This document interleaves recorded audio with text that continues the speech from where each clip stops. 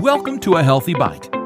You're one nibble closer to a more satisfying way of life, a healthier you, and bite-sized bits of healthy motivation. Now let's dig in on the dish with Rebecca Huff. Today on Healthy Bite, I am talking to author Judy Foreman. Judy has written several books, all published by Oxford University Press. They are A Nation in Pain, which was published in 2014, The Global Pain Crisis, which was published in 2017, and Exercise is Medicine, which is the book we are talking about on today's podcast. And I will let Judy tell you a little bit more about herself. Well, my name is Judy Foreman. I've been an exerciser my whole life. I was a cheerleader in high school, and ever since sort of a runner for a while, and now I'm a master swimmer. It's a big organization of people over 18. I'm considerably over 18, but I still compete in meets, and I like to do this long distance thing, and I've done some open water swimming. I'm a grandmother. I have two grandsons, teenagers. I'm married. I was a longtime reporter and columnist for the Boston Globe. And then I left to start writing books, and I've been doing that ever since. This is my third for Oxford University Press. In my spare time, I sing. I've been singing for many years in the Back Bay Chorale. And I travel and eat and go to book groups and have fun. Well, it sounds like you have a lot of fun. I do. And it sounds like most of your hobbies do not include sitting down. Well, I'll tell you, writing books is more sitting than I planned on, but I've taken to heart one of the lessons that I learned, which is getting up every hour or so. In fact, I have a Fitbit, or now I have a smartwatch, but sometimes they ding you and say, time to get up, take 250 steps. That's actually kind of helpful.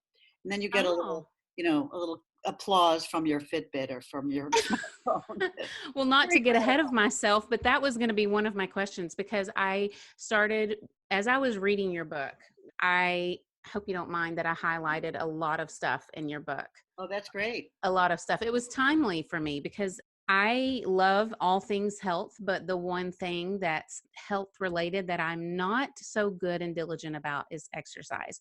And I know you can eat all the healthy things, but if you don't exercise, you're not really getting the full benefit of a healthy lifestyle. So I started assessing my life as I was reading your book, and I found that a lot of the things I do require sitting down. My website is a thing that I do mostly sitting down. I do have a stand-up desk, but from reading your book, I'm not sure that that's necessarily all that beneficial. Yeah, I'm not sure either. Yeah, and so I knit. So a lot of the things that I do require sitting. And there was one section of your book where you tell the story, I think it was a swimmer, where she retired and then she tried the arts and crafts for a week. And she's like, I feel like 100-year-old woman. You can't spend all day sitting around knitting and doing crafts and expect to be, feeling great. So I read that and I highlighted it and I'm like, okay, I got to ask Judy. Yes. What do we do if we love knitting? Boy, you're the first one to ask me that question. Don't you ever run out of yarn or have to go to the bathroom or need a cup of coffee or? I mean, you can either get a watch to tell you or set your phone or something to get up every hour. Just do 250 steps, dance around the house a little and try not to drop a stitch before you do that. Yeah. Is that enough? So I do try to get up about every hour and I'll maybe go do a little chore or I'll walk to the mailbox. Is that enough? No, but it's much better than sitting straight. Mm-hmm. In fact, one of the more depressing, the book is basically not depressing at all, except for the chapter called Sitting Kills, which it does. And there's a study quoted in that chapter that if people like me who do exercise a lot, like about an hour a day, 7 hours a week, if you sit 7 hours, you're still at greater risk of heart attacks and all the things that come from inflammation and sitting too much. So you have to not just do the big exercises, but move around in between. So even if, doable, though. right. It's So doable. what you're saying is even if you are an avid exerciser, but you spend 7 or 8 hours a day sitting straight, for example, at your job, then it's still not good enough. That's right. It's a whole lot better than not doing that hour of exercise by a mile, but you're still running the risk of too much sitting. Well, and I know you said that there is a chapter in the book that's the only kind of depressing chapter, and that's sitting. Sitting kills. And we've been hearing this for years. Sitting is the I new know. smoking and everything. So why is it that sitting is so unhealthy? Yeah, that's a great question. And I spent a lot of time interviewing scientists about it and pondering it myself. First of all, we were evolutionarily programmed through our genes to run around. I mean, our ancestors did not, maybe they sat around the campfire and sang kumbaya, but they, most of the time they were not sitting around. They were busy, walking and hunting and everything. One of the big things that happens if you sit too much is you get fat, and as we all know, and visceral fat, the kind that's in your stomach, and surrounding your organs, actually is a metabolically very active organ. It pumps out these chemicals called cytokines, which increase inflammation all over the body in a chronic, low-level way. And that turns out to be really deadly. I mean, chronic inflammation underlies a lot of heart disease, diabetes, insulin insensitivity, atherosclerosis, neurodegenerative dysfunction. I mean, it turns out to be a big culprit. And exercise offsets this beautifully. The other thing when you're sitting is you're kind of losing muscle mass. And muscle mass, in addition to being good for moving us around and, generally walking and everything, muscle actually absorbs a lot of blood sugar. It takes in blood sugar to make the muscles move, and that helps you keep your blood sugar under control, which of course helps you not get diabetes. So there's a lot of things that stem from sitting around too much, chiefly this chronic inflammation. So basically, exercise is one of the ways you can prevent metabolic syndrome. Yes, yes. I mean, eating too much obviously is also bad, but exercise is huge. And, one of the quotes from a scientist that has stuck with me the most, especially for people with diabetes, is that if you have diabetes, some doctors consider this as if you've already had one heart attack. It's such a dangerous condition. And obviously, exercise, some people need meds for diabetes despite exercise, but exercise alone can do a lot. In fact, people consider exercise, the phrase is exercise is insulin. It helps get the blood sugar out of your blood and into your muscles. That So makes a lot of sense. it Okay. does. It really does make sense. And, all this evolved over evolution. We have our ancestors' genes, and they weren't sitting around. We Right. evolved. We evolved to move. It's sitting that's the anomaly. Mm-hmm.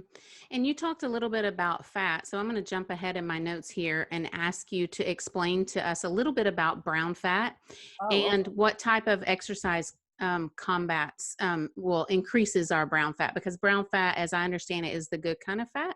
that's right. And white fat is the bad kind of fat. I Okay. mean, everything in science is a little more complicated than just good and bad, but you've got it Mm-hmm. exactly right.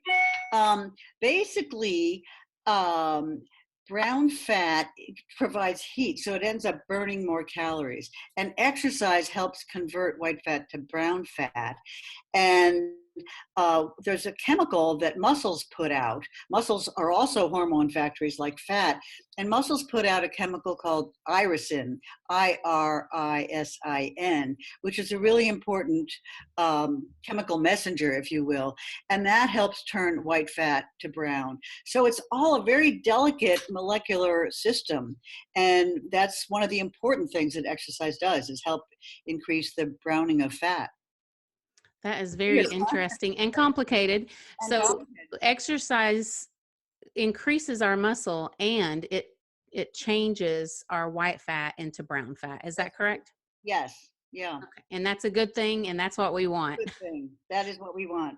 Okay. And And it's all molecular. It's all these chemical messengers. This particular, in this case, a messenger called irisin. right. And speaking of messengers, can you tell us a little bit about how exercise affects our mitochondria? Ah, my favorite question, except for the question I hope you'll ask about the brain. But for mitochondria, You set me up now. I set you up for do-it-yourself interview. Yeah. Um, most people probably remember from high school, or hopefully they do, but inside all of our cells, there's a little tiny organelle, they call it, like a mini organ called the mitochondria. mitochondrion, the plural is mitochondria. And through a complex series of chemical actions, this little organelle combines food and oxygen to make energy. And energy is actually not just a concept, it's a molecule called ATP, adenosine triphosphate. And mitochondria are hugely important. And as we get older, they kind of poop out. They get fewer in number and less effective. And exercise, and was first shown in animals, rats and mice in cages, and now in people, exercise dramatically boosts the number of mitochondria. It mass produces mitochondria. And for people like you with a scientifically curious mind, there's actually another important chemical called PGC1 alpha. You don't have to remember this, but it's really an important chemical. And when you exercise, your body produces this chemical and it tells other parts of the body to make more mitochondria. So it's a direct connection between exercise and mitochondria. And when scientists in the lab inject lab animals with this PGC1 alpha chemical, they get more mitochondria and they become like marathon runners. So it's really an important chemical, and your body makes it when you exercise. So that's all the really motivation we need for exercising, because mitochondria can actually be created when we exercise. That's exactly right. They call it mitochondrial biogenesis. Okay, so let's move into talking a little bit about as we start to age. I'm getting close to 50, and my mom. Great. Oh, thank you. My mom has had some osteopenia. How does exercise benefit our bones? And what specific exercises are best for building stronger bones? Okay, that is a great chapter, or great question, and I have a hopefully great chapter on that too. It used to be thought that exercise really could build bones and rebuild bones after you started to lose them with osteopenia, or the worst thing, osteoporosis. That turned out to be a disappointing hypothesis. Exercise can help preserve the bone you've got, but it doesn't really rebuild it. And even weight bearing, and whether you're lifting weights or running on a treadmill or whatever, doesn't seem to rebuild bones as much as we would like. But there's a big important but. What exercise does is increase your muscle strength, and depending on the exercise, increase your balance. And those two things help you not fall, because it's not osteoporosis per se that's really bad, it's falling. So if your muscles are stronger and your balance is better, you're less likely to fall. So that's why exercise is important, as opposed to directly making our bones, rebuilding lost bone. Oh, I see. Yeah, and that's kind of a twist on the story we've all been indoctrinated with. Yes, I've heard that forever. Yes, I know. But the bottom line is still exercise is very good for bones, but just not exactly the way we thought. Right. And interestingly, biochemically, bone tissue and muscles communicate a lot with each other chemically. There's a lot of what they call crosstalk. And in fact, if you break a bone, scientists have found out if they, or in the lab, if they have a broken bone, they can put muscle tissue on top of it, and the chemical signals from the muscle tissue help the bone heal. So there's a lot of interaction between muscle tissue and bone tissue. Wow, that is something I've never heard. That's interesting. So they do this via, obviously, a surgery?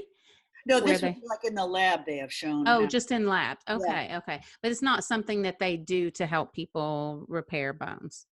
No, but exercise, you don't want to jump around on a broken leg, obviously. Right. But getting your muscles strong and doing PT and rehab after an injury, that's really important. Well, I think I'm trying to remember. I had read something in your, this isn't in my notes, so you'll have to help me if if I'm going off track. But was there something in your book about the way that people rehabilitate now? There's something new that they learned? Well, way back, that probably has more to do with hearts than bones. You might Okay. be thinking of way back before your time when President Eisenhower was president. He had a heart attack, and they were advising up until him, they were advising a lot of bed rest. And starting Right. with him, they said, no, get up and walk around. And that was really revolutionary at the time. And now, after people have heart attacks, they send them very quickly to cardiac rehab and make them exercise, because it turns out that bed rest, this is one of my favorite studies, bed Right. rest. The bed rest study was in your book. That's where I read it. Yeah, that's exactly right. Way back in 1966, a bunch of researchers in Texas put 5 young men, they were all 20 years old, very healthy, put them to bed for 3 weeks, no bathroom breaks, no getting up for anything, just total bed rest. This was actually a study to see what it would be like to be weightless in space. So there was kind of another justification for it. And they tested all sorts of bodily functions, including VO2 max, how good your heart and lungs are at getting oxygen to your muscles. And then they looked at them 30 years later and again 40 years later. And the effects of bed rest were equal to 30 years of aging. I mean, sitting around not only makes your muscles weak, but it really messes with your whole metabolism. It's a very serious problem. They call it rest is rust. I mean, obviously, there are times where you have to rest, but bed rest is really not a good thing. It's kind Yeah. of like watching TV all day. It's like too much sitting. Yeah. I was just thinking when you were saying that, no wonder they say sitting kills. I mean, Yes, exactly. oh, goodness. Well, this may not be your favorite question about the brain, and I'm trying to think of what your favorite question might be, but it does have to do with the brain. So let's talk a little bit about how exercise has an impact on our mental health, Okay. specifically depression, anxiety, and these types of things. Yes. Thank you for asking that question. I actually have 2 chapters in the book on exercise and the brain. One is on exercise and cognition, which is like memory and other things. And we can go to that in a minute if you want. But exercise and mood this chapter made me so happy just writing it. That when you exercise, and this has been shown in animals and people, your brain pumps out a chemical that the nickname for it is Miracle Grow, and the chemical name is BDNF, which stands for brain derived neurotrophic factor. That's kind of a mouthful, but what it basically is a chemical that's made in the brain and acts in the brain, specifically on the hippocampus, which is a memory center in the brain, and makes new nerve cells grow. So the hippocampus gets bigger. And what was really stunning for me was I already knew from previous research that BDNF, this Miracle Grow, helps improve memory. What I didn't know, which was fascinating to me, was that the same chemical, BDNF, has a huge effect on mood. And it's been thought for 30 years that depression is, and when it's really a biochemical depression, is a insufficiency of serotonin, a neurotransmitter in the brain that we've all heard of. And Prozac helps raise the serotonin levels. But it turns out that serotonin works really closely with BDNF. And they kind of work as a team. And exercise, in part by working with serotonin, dramatically helps mood. The data on this are just, they're wonderful. Exercise is a very strong preventive to help you not get depressed. And in a number of studies, it's as good as medication for treating depression. Obviously, if you're seriously depressed, you should see a psychiatrist or a regular doctor and consider medication, but consider exercise first. It can be really hard because if you're really, really depressed, the last thing you may feel like doing is going to the gym or going for a walk, but it's very effective. And the studies are unequivocal on this point. And I've been a medical writer for many years. And most of my life as a medical writer, the studies are on one side and the other side, and you keep having to say, well, on the one hand, on the other hand. With exercise and depression and exercise and cognition, everything lines up in a good direction. Exercise is extremely powerful, and it may be the best thing you can do for your mental health and your memory. Makes me want to go right out and exercise right now. Maybe that's why you're such a happy person. Well, maybe. Because you love exercise. It could very well be. It could very well be. And I can speak as someone who has experienced depression. And, you know, I think some people tend to be more melancholic or, you know, tend to be more easily depressed than others. Even when you don't feel like it, if it's the only thing that you make yourself do, even if you can't make yourself take a shower, taking a walk is the best thing you can do for depression. You know, it's like that you can do yourself. I'm not discounting a time and a need and a place for medications, but I'm saying if there's one thing that you can get done in a day when you're depressed, taking a walk or any form of exercise, it's even better than showering. I'm telling you, it does a lot. Yeah, no, I'm so glad you said that. That's really true.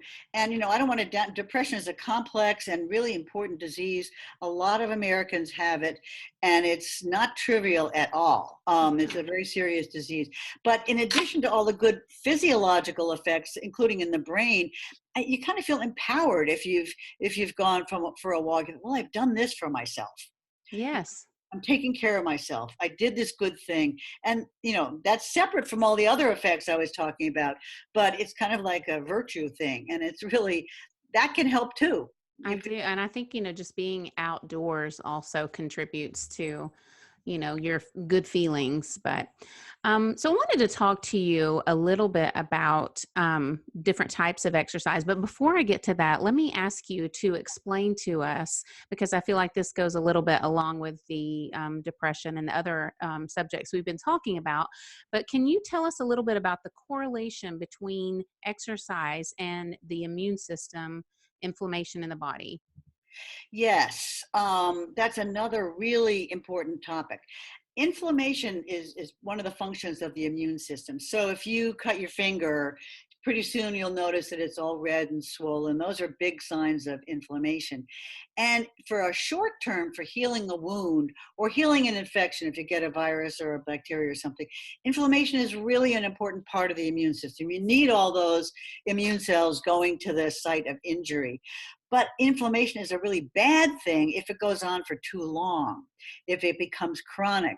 And it seems like what exercise does is shut off that inflammation response after it's done its good work before it becomes chronic. It's kind of a delicate balance.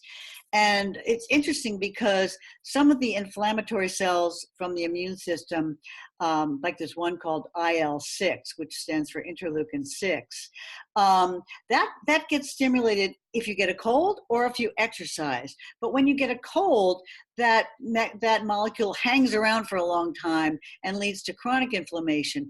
That same molecule, when generated by exercise, hangs around a little bit, does its thing, and then goes away. So the immune cells that get generated by exercise actually have all good, no bad effects, whereas the ones generated by infection or injury, that can kind of lead to chronic inflammation. So the big thing exercise does is help control and reduce that chronic inflammation. Okay. And exercise can create inflammation, but inflammation is a good thing in If it some, cuts off.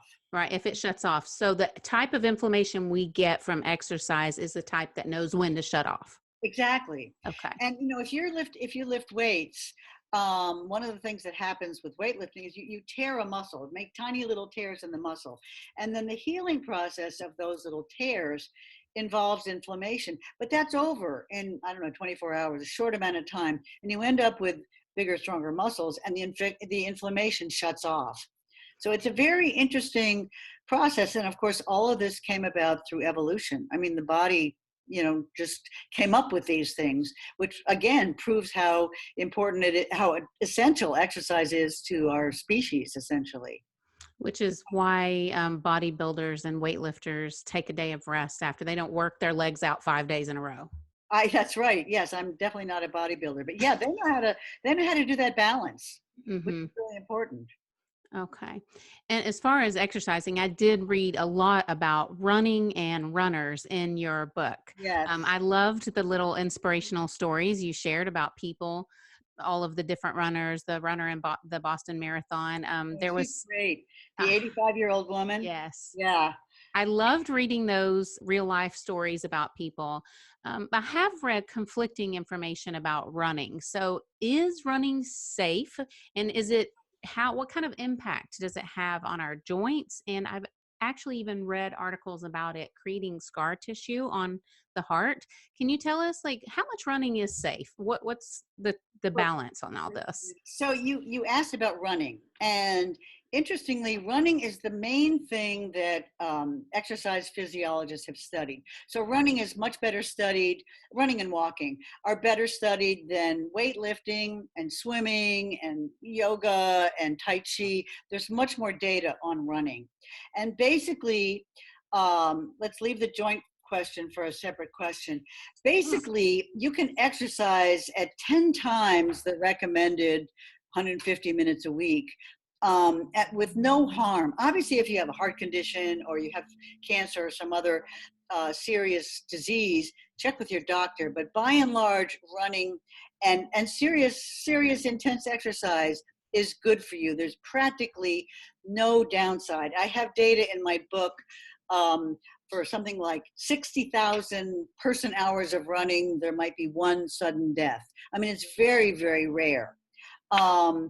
In your question about marathon runners having scar tissue in the heart, I'm not sure about the scar tissue. I know there have been studies saying that some of the same chemicals that are present in a heart attack are present after people run a marathon, but the damage seems to be very transient, very temporary, and doesn't really seem to interfere with heart function.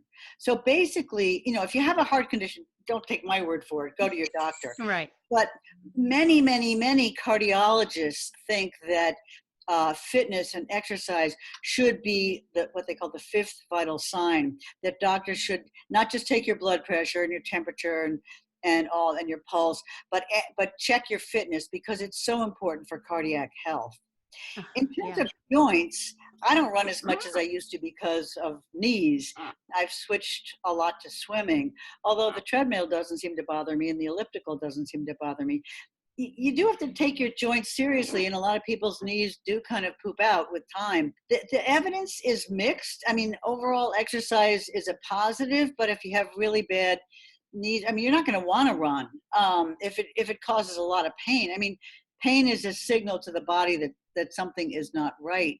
So the basic advice is, move whatever body parts don't hurt, but keep moving something.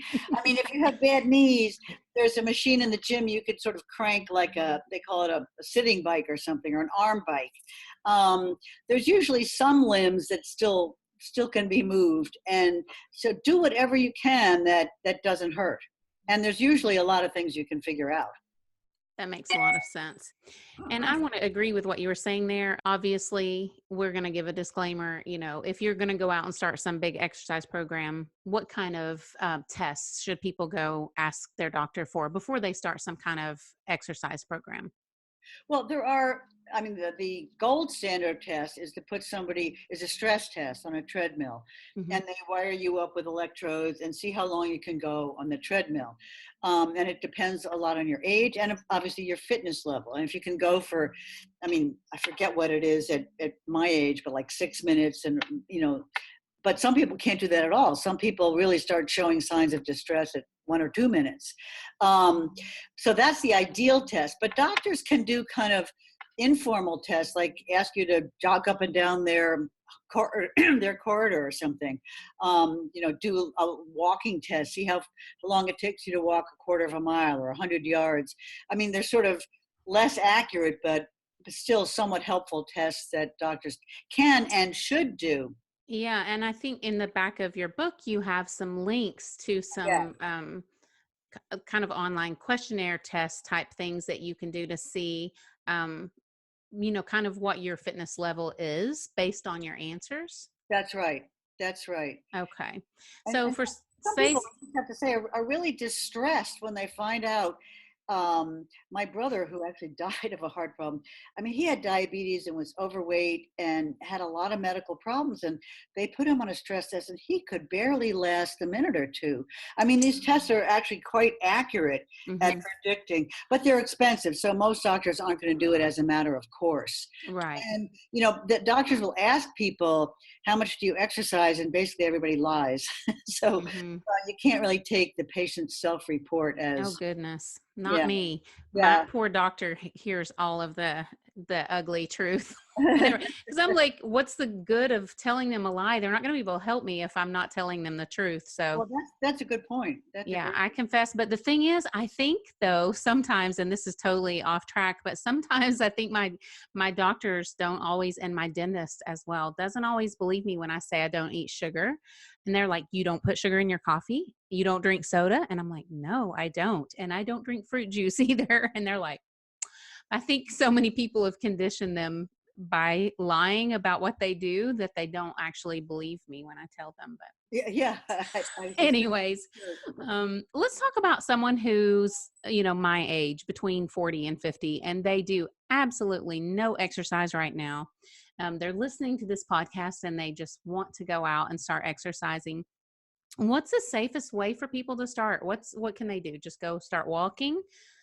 Well, if they're healthy, if they're wondering, they can check with their doctor. Um, Right.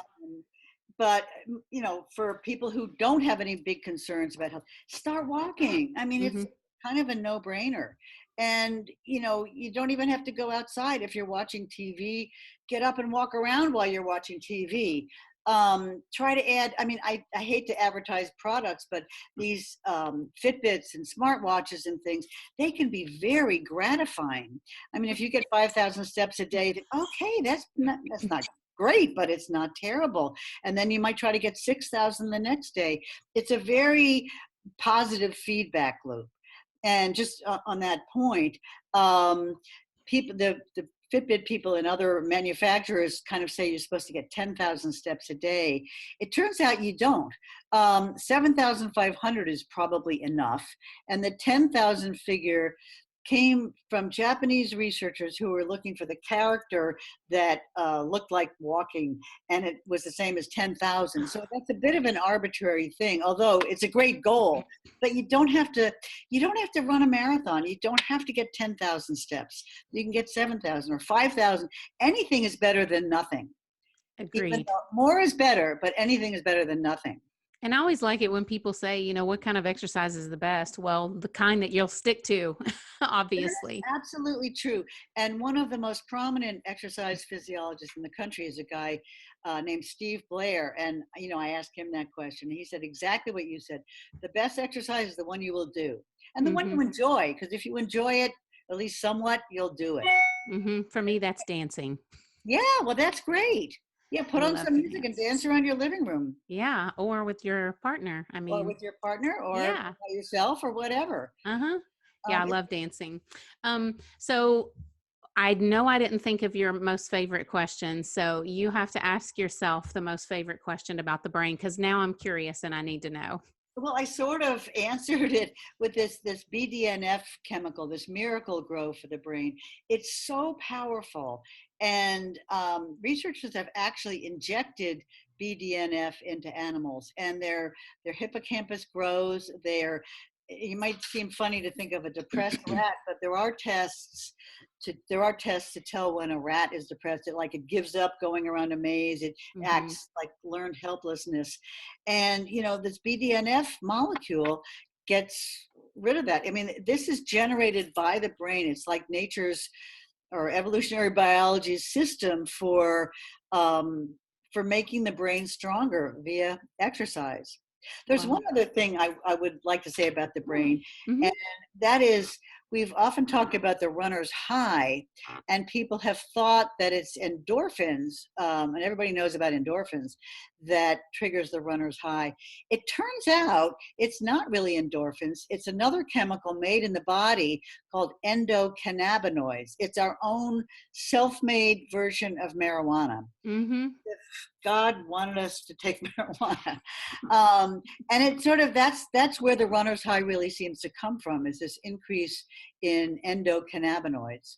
And it's fascinating because that makes exercise its own self-rewarding system. You know, if you feel good when you do it, you'll want to do it again. Yes, and that is so fascinating. A while back when I wrote an article about CBD, I actually studied the endocannabinoid system, which is called something else. I can't remember what the actual system. Cannabidiol? Yes. Yeah, And the whole subject, I think, is very fascinating that we have the system inside of our body that's that right. produces us. Yeah, it's very interesting. I wanted to ask you one more question. There was a quote in your book that I really liked. I think it was in the chapter about anti-aging, and you wrote, think of it this way: exercise is a drug, it is a medicine. In fact, it's the best medicine going. It's also free. In other words, the only time it makes sense to take a pill is if you're too sick, injured, or disabled to move. So, are researchers and scientists working on pills for people like, I know you mentioned Christopher Reeves, for people like with chronic disabilities? I don't think I did mention Oh, you Christopher Reeve, didn't? but Maybe he was. I clicked on something and read something about that. Yes, yes. I have a whole chapter on what they call exercise mimetics, which means mimics, drugs that mimic the effect of exercise, and also anti-aging pills. It was very interesting, and I'm not endorsing these or recommending these. Right. The thing about exercise is, hopefully people have gotten this impression, it acts all over the body, many different organ systems, many different molecules, many different chemicals that talk one organ to another. If you take a pill, that's likely to hit only one of those functions. So, you know, exercise hits them all. Pills were really sort of tightly aimed at one thing or another. Mm-hmm. But some of them are really wacky, but some of the things on the market now or being researched now actually do have a serious scientific rationale. So we don't want to throw the baby out with the bathwater, so to speak. There are a number of scientists who think that instead of combating the diseases of aging one by one, we should think of aging as a big category with all these other things in it, and find drugs that combat the very basic underlying processes of aging. And in the book, you might remember, I have a part where I talk about the 9 molecular hallmarks of aging. And some of these drugs are aimed at combating the decay of those processes. So it's not like you can throw out the idea of drugs, but basically they would be, as you said, for people like Christopher Reeves, who can't move, who are totally disabled or paralyzed. These drugs would be a way of keeping some of their body functions more closer to normal than they would be otherwise. But again, I'm not endorsing these. And some of these drugs, you know, bodybuilders in particular like to go after some of these things. And a lot of these drugs are banned by WADA, the World Anti-Doping Agency. So, you know, Okay. careful. Right, right. Very careful. Obviously, yes. And I only mention it because I thought it was so interesting that for people like Christopher Reeves, who were so athletic before Yeah. his accident, it's such a tragedy, but that's something that could make that kind of person a healthier person if Yes. these scientists and researchers are able to come up with something like this. But yes, I agree, it has to be used for in must, like, absolute need scenarios, not people who just want to use these drugs for their own personal gain. Or Right. to use them instead of exercising. I mean, Instead that of exercise. Right. that people will say, "Oh, I don't need to exercise. I'll just pop a pill," and Right. Right. nobody's really recommending that. Yeah, no, of course not. But I do have a group for people who have chronic illness, and I know a lot of people who actually can't. I'm thinking of a person in particular who can't walk, and I was just thinking about that as such a fascinating and amazing thing that, you know, science can help people, you know, like this through medication when it's necessary. So, you know, and that's probably how I came on the subject of Christopher Reeves, because I had never heard of this kind of pill before until I read about it in your book.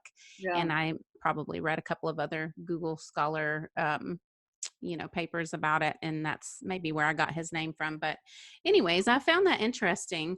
And I appreciated that you brought that to my attention in your book. I loved your book and I highlighted so much of it. But I wanted to ask you too, what is the bottom line on exercise? What's the most important thing that people need to know? Do it. I knew it. I knew it was going to be short and sweet. Can I just mention something about Sure. your friend or the person who can't walk? I don't know. Can the person still use their arms? She does. Yeah, she's in a lot of pain.